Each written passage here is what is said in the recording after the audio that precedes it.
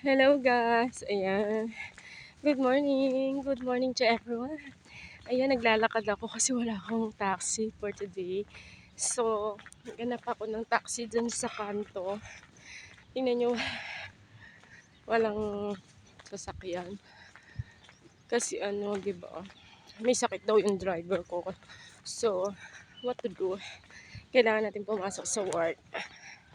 Kaya guys, samahan nyo ako. Pasok tayo. Ang lamig, basa pa yung buhok ko. Kaya medyo sinisipunan naman ako. Talagang sipunin ako eh. Grabe. Siguro sa pagligo ng umagang-umaga. Today is Sunday. Haba Sunday. Punta po kayo sa church para mag-pray, magbawas sa mga kasalanan. Guys, maraming salamat sa inyong patuloy na pagsusuporta sa akin, guys. Alam nyo guys, pagtrabaho talaga, obligado kang pumangon. Gumising ng umaga, maligo, gumayak para pumasok, di ba? So, yun ang routine natin for everyday. Ayan, naglalakad ako ngayon. Malayo siya. Medyo malayo. Medyo. Siguro mga 20 minutes papunta sa may highway. So, ayan ang ating location. Sana makakita ko ng taxi, no? Para agad-agad. O kaya may magpasakay, libre sakay. Alam nyo dito kasi, may mga sarili silang sasakyan. Individual service nila. Ang hirap pag wala si Baba. Nakakaasar. Pero may sakit siya, wala tayong magagawa guys, di ba? Ito, papasok na ako sa aking work. Kaya ayan, lakad-lakad. Exercise na din. Ay, Diyos ko po, Panginoon ko. Huminga muna tayo ng malalim para naman may power tayo. Kung wala lang akong dala, tatakbo sana ako eh. Para jogging na din. Pero pagdating ko, hinihingal na ako. Walking pa lang to hinihingal ako. Kaya, yung 60 kg ko, Diyos ko, Panginoon ko, kahirap ng medyo chubby. Kaya kailangan din diet. Ayan guys, ang aking nilalakad. Doon ako sa dulo. Hanggang sa dulo pa. Walang mga sasakyan, walang mga bahay, di ba? Ayan o. Walang mga dumadaan. So tahimik. Ayan guys, nakasakay na ako. Kaya okay na.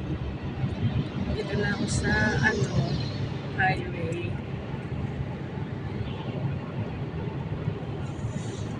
Pasok na naman sa ating duty.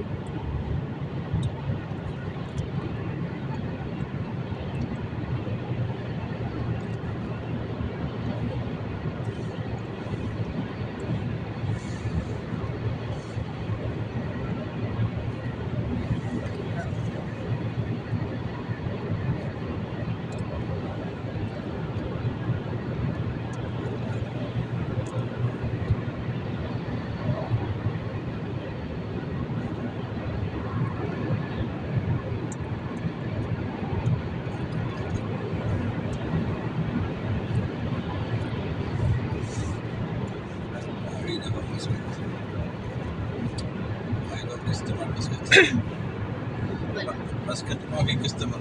Muscat, yeah, mapi. كوف Pulupi work. Every day. Today is Sunday, mapi. I know Muscat. I don't go Muscat. No. If I have holiday, I go. Mapi holiday. Holiday خلاص. Kalas, I go. Finish. Christmas lang, New Year, holiday ano. I know friend, my friend. Muscat, I know friend. My friend. I have friend there, too much. Before me shukol there, China Mall, Barca. China and the Philippines. Philippine.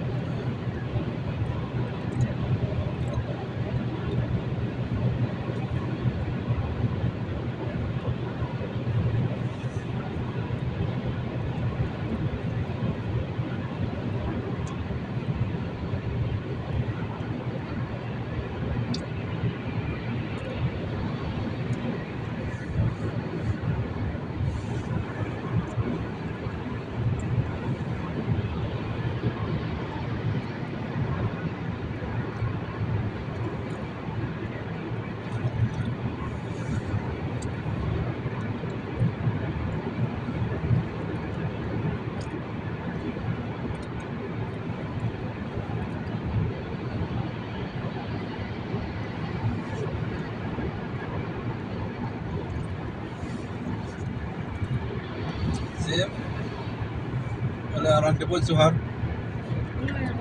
Map. Sida sa Wiluluki da. Itu asal. Ay. Pero Mini? GoFo kita. Ay.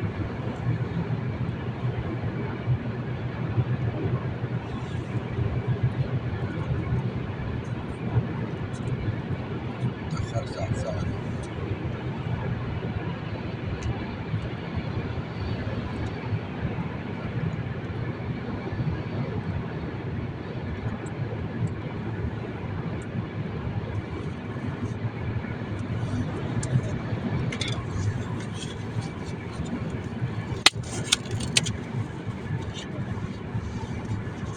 أنا فكرت شغل بدر سمع أول.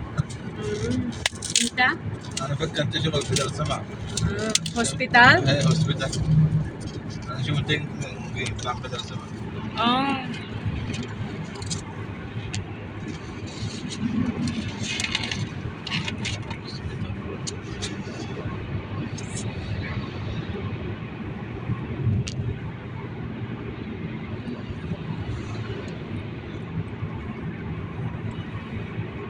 Very good. Being good. والتوفيق طابت بكم بالصباحات خيرا وعطاء وبذلا وتفانيا. لا تتجاهل النقطة الخضراء على شاشة هاتفك الآيفون ولازم تعرف معناها. أصحاب هواتف آيفون يدركون الآن ما تعنيه النقطة الخضراء على شاشات هواتفهم الذكية. قد يبدو الأمر وكأنه يظهر بشكل عشوائي، لكنه مهم جدا ولا ينبغي تجاهله. أيضا في كثير من الأحيان قد ترى نقطة صغيرة تظهر على شريط الإعادة الخاص بجهاز آيفون الخاص بك، حيث يتم تلوينها إما باللون الأخضر أو البرتقالي، وكلاهما يعني أشياء مختلفة تماما وفقا لتقاريرهم. وإذا كنت لا تعرف ما هي قد يكون الأمر مربكا. فقد تساءلت أحد المواضيع مرة أخرى في مواقع لماذا تستمر هذه النقطة الخضراء في الظهور بشكل عشوائي، حيث تم إضافة هذه النقاط في عام 2020 مع ترقية آيفون لجهاز iOS 14، وهي ترسل إشارة عندما تصل تطبيقات إلى الكاميرا والميكروفون. وإذا رأيت النقطة الخضراء